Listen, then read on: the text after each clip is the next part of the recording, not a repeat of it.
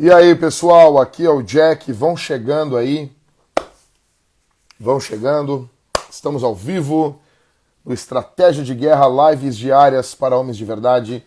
Muito boa noite, meu povo, muito boa noite, meu povo. Vamos chegando aí, gente. Vamos chegando porque estou atrasado, mas não tinha como estar antes aqui. É muito bom trabalhar na internet, fazer lives, bom ensinar, mas antes disso, eu sou esposo e pastor de uma igreja.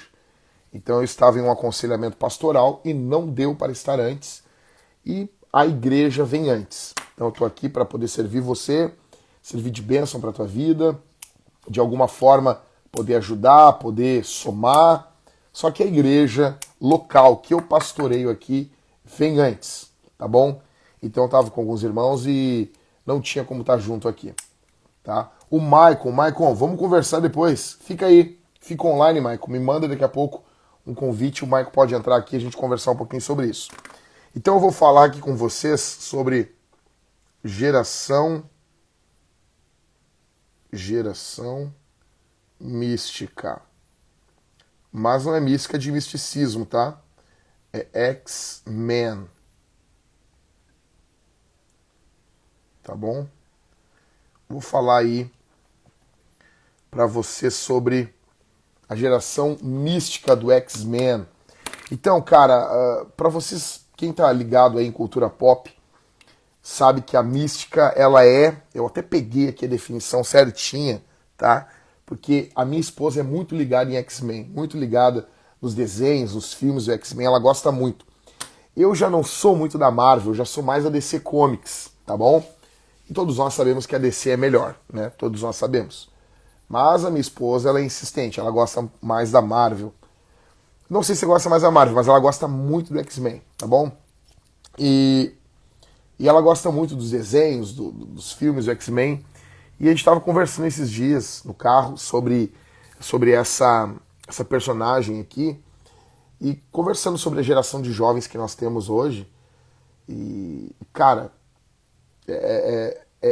é complicado, né? É complicado. Então eu vou dar definição para vocês aqui. Então a mística, ela é uma mutante capaz de se transformar em qualquer humano, humanoide ou semi-humanoide, de qualquer gênero.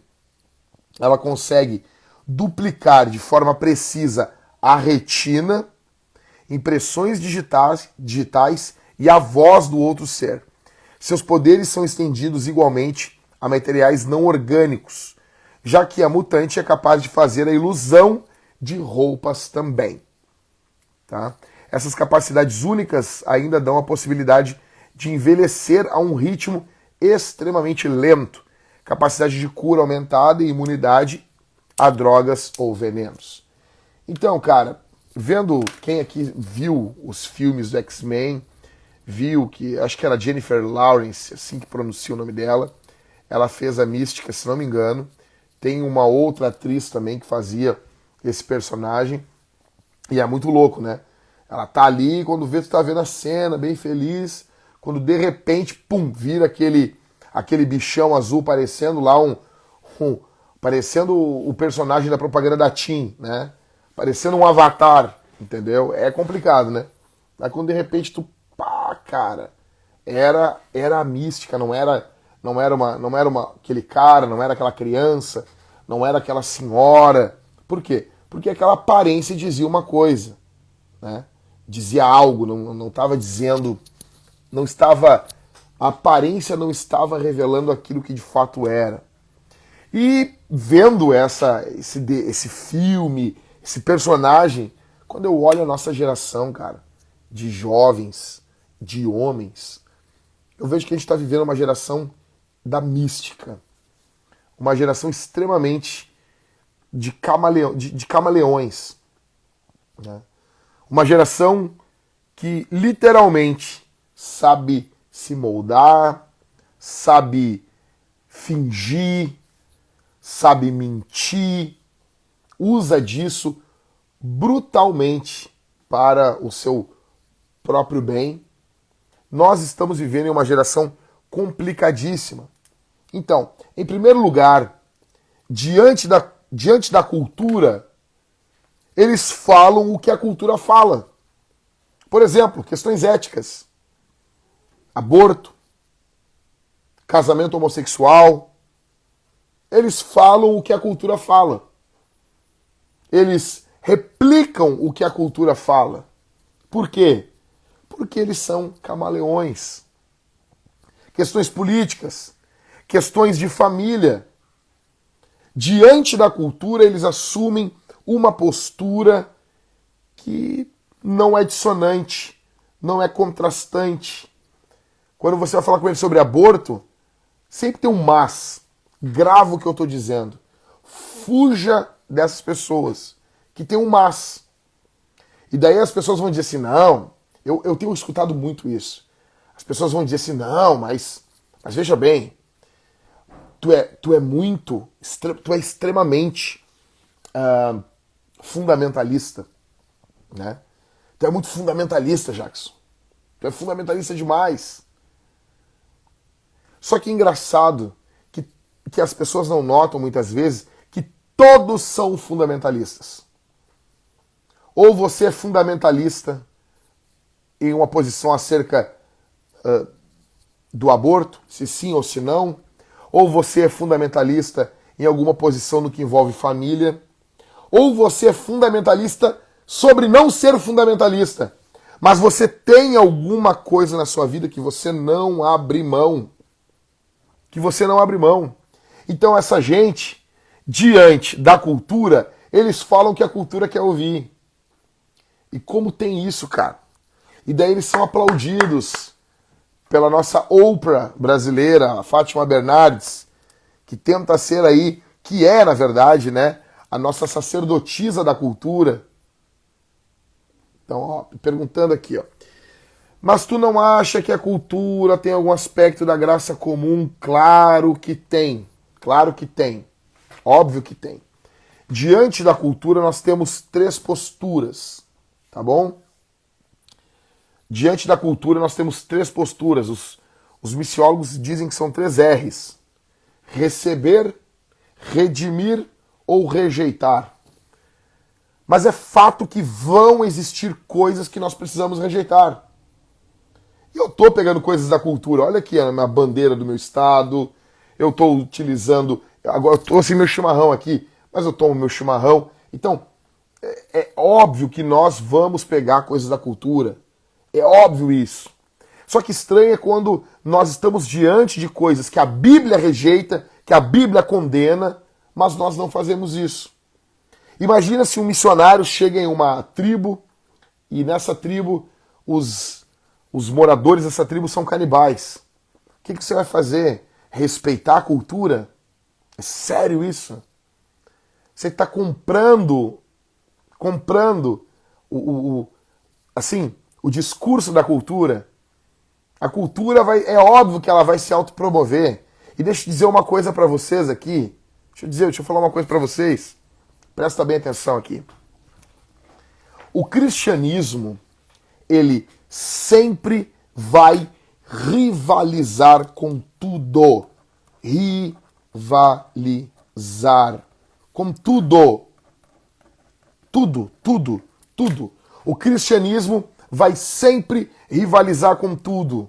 Jesus disse, eu sou o caminho, a verdade e a vida. Então, deixando claro para vocês, o cristianismo vai rivalizar, porque Jesus rivaliza com todo mundo. Jesus diz, não tem como você amar o seu pai, a sua mãe mais do que a mim. Não tem. Simplesmente não tem.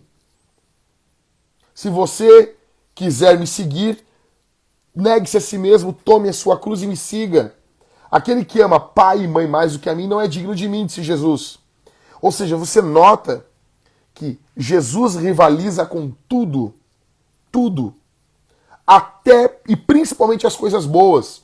E nós temos uma tendência no meio evangélico muito complicada, que nós fazemos o quê? Nós pegamos e dizemos assim, não, o cara veio para Jesus, ele abandonou a cerveja, ele abandonou o fumo, ele abandonou isso, e a gente fala só essas coisas.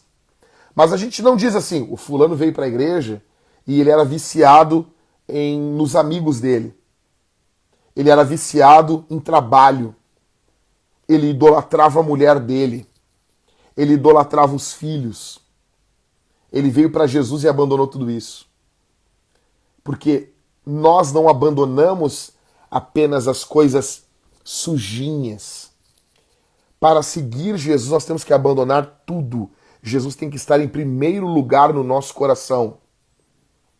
O cristianismo vai sempre rivalizar com tudo. Então, concernente ao aborto, eu vou fazer uma live ainda falando sobre isso. Mas grava isso aqui. Ah, é contra o aborto. Mas, cara, tu já, com certeza, tu está diante de alguém que não é contra o aborto. Tá bom? Porque é muito difícil hoje, extremamente difícil, você ser pró-vida no nosso mundo. Você ser a favor da vida. Você ser a favor da vida. Então, estão perguntando para mim se bandido bom é bandido morto. Presta bem atenção. Eu já escrevi sobre isso. Bandido bom, em primeiro lugar, é bandido salvo por Jesus, transformado pelo Evangelho. Bandido bom é bandido arrependido. Bandido bom é bandido transformado. Bandido bom é bandido regenerado. Bandido bom é bandido que não é mais bandido. Tá bom? Bandido bom é bandido transformado. Ponto 1. Ponto 2.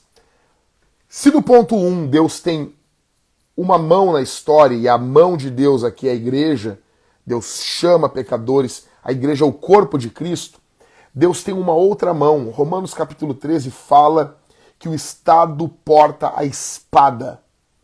Ou seja, o bandido que não se arrepende, o bandido que não se converte, o bandido que não volta atrás, o bandido que não abandona o seu crime, o bandido que toca terror na sociedade, o bandido que tem oportunidade não se arrepende, o bandido que segue na sua vida de criminalidade não se arrependendo, sim, esse bandido que mata, estupra, rouba, é melhor que ele seja executado, sim, pelo Estado.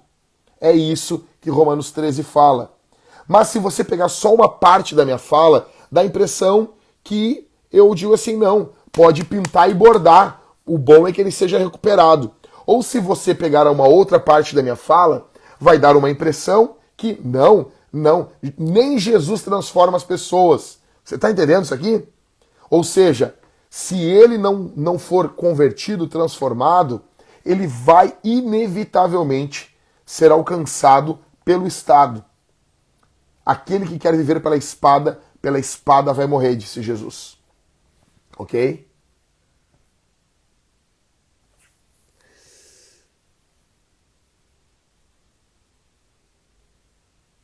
Seguindo. O cristão pode ser a favor da pena de morte? Então, óbvio que sim. Óbvio que sim. Em momento algum nós vemos Jesus fazendo passeata com os discípulos contra a pena de morte.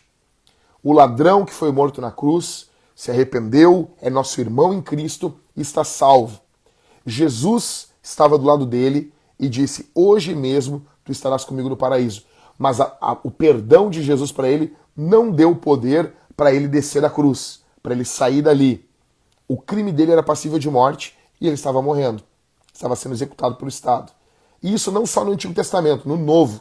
Paulo, ele falando em Atos, ele diz, se eu fiz algo, tá bom? Se eu fiz algo que é digno de morte, que eu seja morto.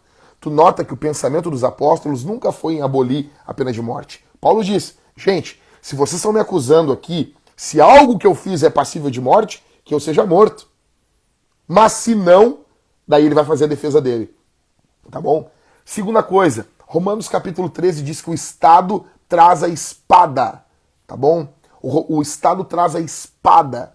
Espada não é algo para bater no bumbum do criminoso. Espada na Bíblia é instrumento de execução. Ok? Seguindo. Então, deixando claro para vocês. Mas hoje em dia, As pessoas têm vergonha disso. Eu me lembro que eu estava no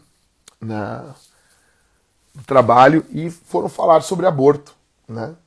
Não tinha essa idiotice ainda de lugar de fala, essa idiotice onde tu cala a pessoa, tu rouba a liberdade de expressão. Não havia essa ditadurazinha de hoje em dia, né? Não havia isso. Agora, eu me lembro que estávamos conversando ali e uma amiga minha, uma colega muito querida, eu gostava muito dela, ela defendeu o aborto. E todo mundo começou a defender. E eu me lembro que eu me coloquei de pé.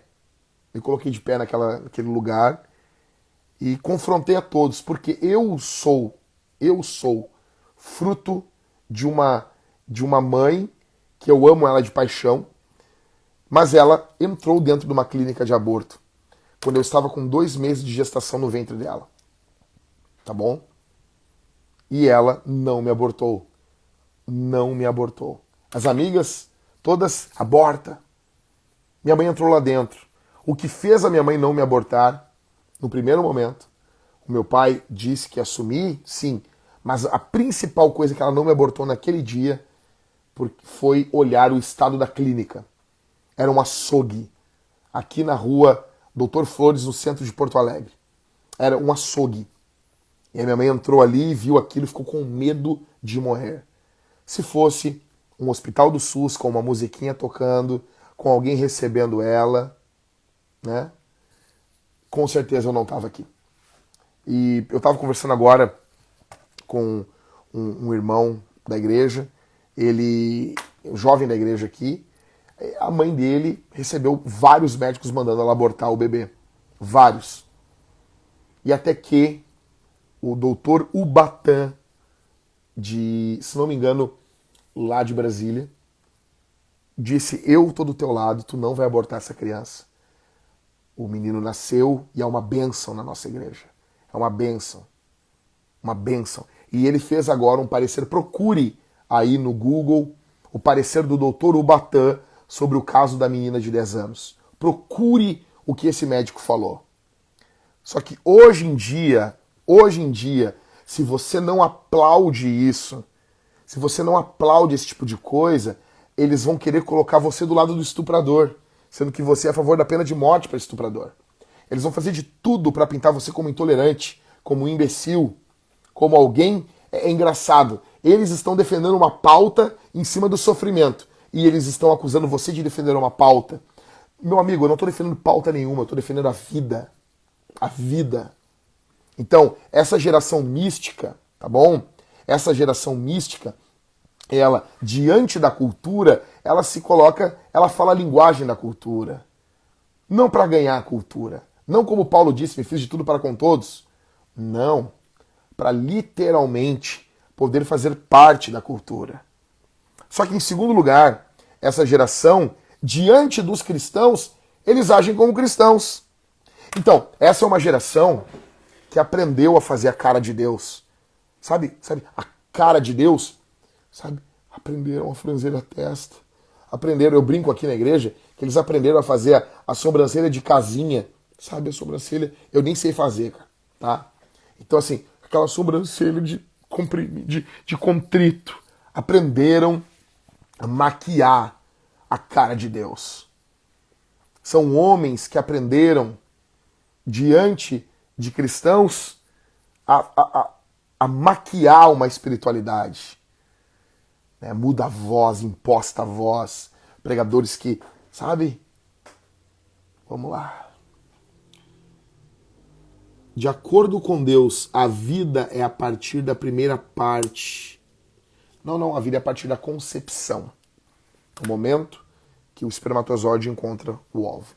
Ali começa a vida. Seguindo aqui, geração que aprendeu a maquiar a teologia. Então a moda antes era ser do manto, hoje é ser reformado. E eles vão andando nessa moda.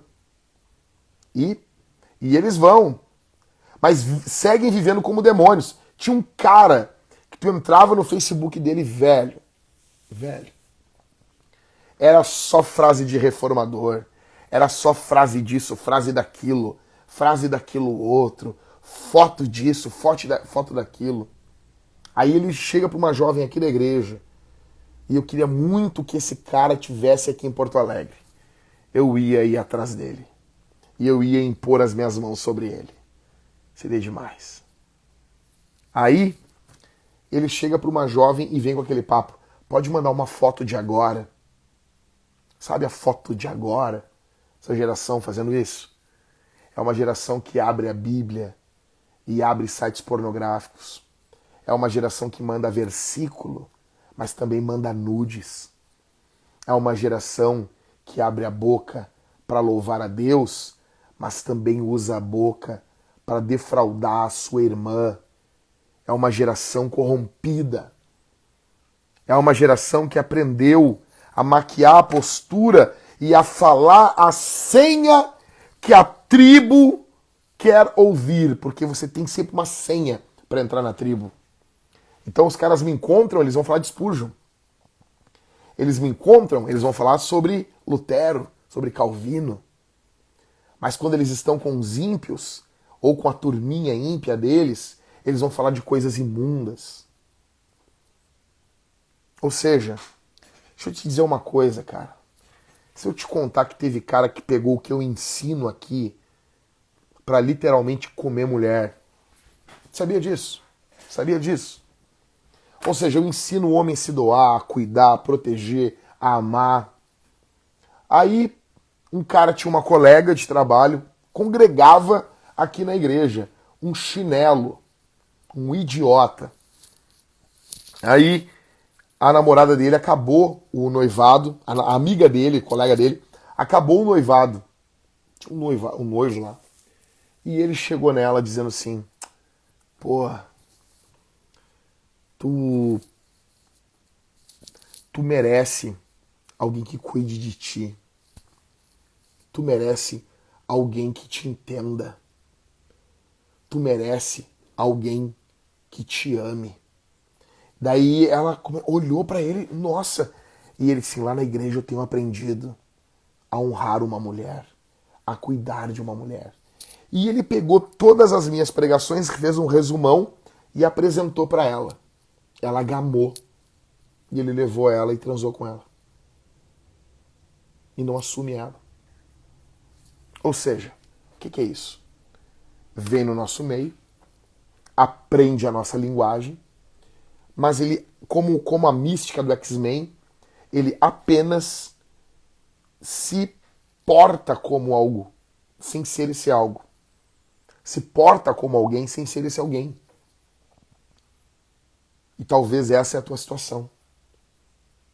Sabe? Então, tem algo muito errado aqui, cara. Tem algo muito errado aqui. Ai, vamos de novo. O Senhor não está generalizando os reformados. É óbvio que eu estou generalizando. Eu sou um reformado. É óbvio que eu estou generalizando. Como é que eu vou falar se eu não generalizar? Mas não estou dizendo que todo reformado é assim. Também não estou falando que toda pessoa do manto é assim. Eu sou adepto da teologia reformada. A igreja que eu pastoreio é uma igreja calvinista. É óbvio que eu tenho para falar, eu tenho que generalizar. Sim, estou generalizando. Simples. Tá bom?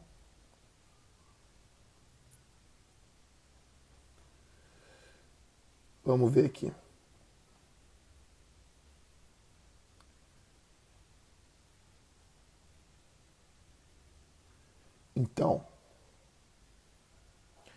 Então, pastor, não vi se o senhor já falou alguma coisa sobre... Mas com relação à menina de 10 anos, o correto diante da Bíblia seria ela ter o filho e se tornar mãe mesmo, ainda tendo 10 anos? Então, olha bem. Tu tem que pegar a frase o seguinte, assim, primeiro de tudo, essa menina, ela precisa de amor, de cuidado. Todas as pessoas que estão em sofrimento, elas são alvo de muitos aproveitadores. Então muitas pessoas vão usar o sofrimento das pessoas para se promover, para parecer bom, tá bom? Só que as situações da vida, a vida envolve sofrimento, e o que essa menina passou é terrível. E só o cristianismo dá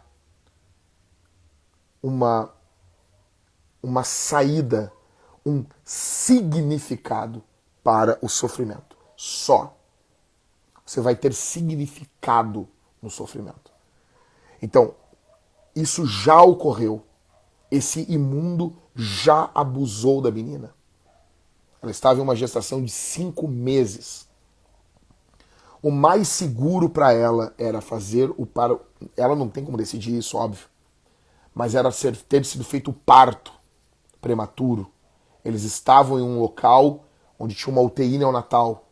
Salvar a vida dessa segunda criança. Mas a ideia não é simplesmente salvar a menina. A ideia é matar a criança para tentar acabar com a história terrível que ela passou. E pessoas estão se aproveitando disso. Se aproveitaram disso. Ok? E daí estão dizendo, eu não julgo, eu não me meto. Ao fazer isso, já estão dizendo o que pensam. Ao falar isso, já estão dizendo o que acreditam. Tá? Óbvio que o mais seguro para ela era que a criança fosse retirada com vida de dentro dela. Tá bom? Isso com pareceres médicos, com parecer médico. Vários médicos falaram isso. Até porque os médicos fizeram um juramento que eles vão preservar a vida. E o que tem ali é uma vida. Agora, o que aconteceu? A menina passa por um trauma terrível, ninguém cuidou dessa menina, ninguém a amou, o estuprador vai ficar comendo às nossas custas, o estuprador vai ficar vivendo às nossas custas, vai ficar comendo usando o nosso dinheiro. Até quando isso? Até quando? E ainda pegaram, tinha uma vida, porque, nota bem, cara, a maldade dos homens é terrível. E o que salvou essa menina foi essa criança no ventre dela. Essa situação terrível, trágica, foi o que tirou a menina desse inferno. Você tem noção disso? Então, esse abusador, esse maldito desse homem, que precisa ser punido com pena capital, deveria, em um país sério, não um país que nem o nosso. Ele seria punido com pena capital. Aí essa criança, que literalmente foi a gravidez dessa menina foi o que tirou essa menina dessa vida de inferno. Essa criança foi morta, foi assassinada. Só que fala isso hoje em dia, tu é extremista, tu não, né? Enfim. Seguindo aqui, gente.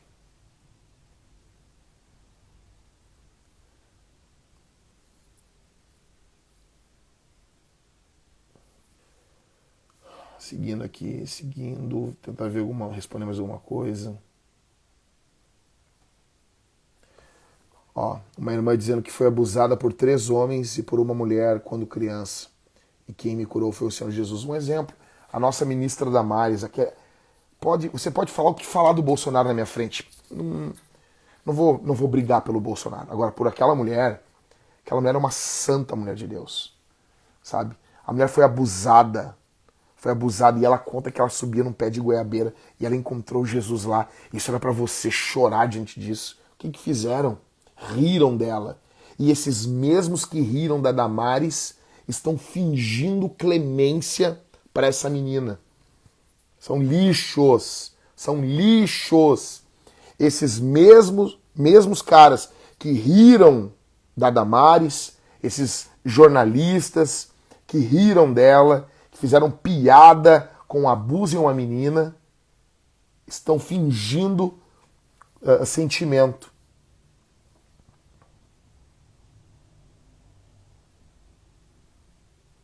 Ok? Pessoal perguntando sobre a fala do Iago. Não vi toda. Não tive como ver toda a fala dele. Vi só o comecinho. Se não tivessem matado o bebê, tá bom? Como fizeram, como defenderam. E eu não tô defendendo aqui a galera que vai lá e fica fazendo protesto. Agora, imagina uma coisa. Se o protesto é alvo de um repúdio, o assassinato é o quê?